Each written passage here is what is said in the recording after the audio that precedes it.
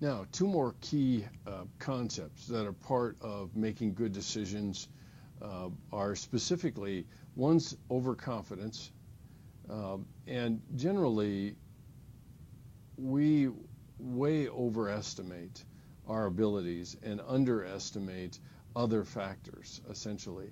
And so overconfidence is another error that get in the way of assessing or making a good judgment call. And so we overestimate our abilities and underestimate other factors, overestimate ability and basically underestimate environmental and other factors.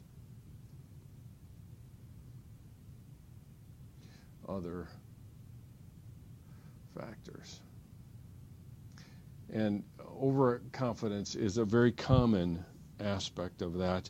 All you have to do is look at how much more time your homework typically takes than what you think it will take. And one of the, usually the people that are most sensitive to this will overestimate the amount of time it takes in order to schedule their time accordingly. Clearly, some people, overconfidence can have an adaptive value to it.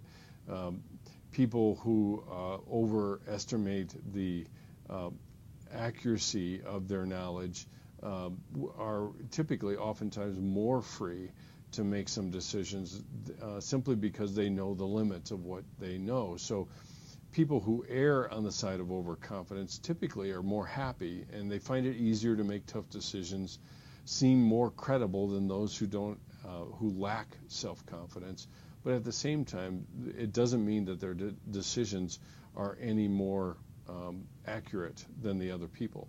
Now, the second concept that's key to understand and remember is belief perseverance. And that's pictured in our little cartoon down below in terms of two judges, essentially. And that really is clinging to our ideas in the face of contrary evidence. Clinging to ideas in the face of contrary evidence. And so our tendency is, once we've made our decision about the facts, when contrary evidence comes along, we're less likely to let go of it. And one politician of a long time ago by the name of Barry Goldwater used to jokingly say, "Don't confuse me with the facts." And that's the same idea here. Once beliefs are formed and justified, it takes more compelling evidence to change them than it did to create them. So more evidence is needed than when the belief was actually created to change original belief.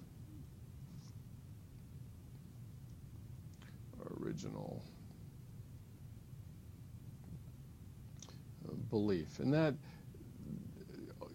sometimes we say that somebody's open-minded when they're flexible about their belief systems, and that's generally true. But usually the idea is we tend to resist changing our beliefs until the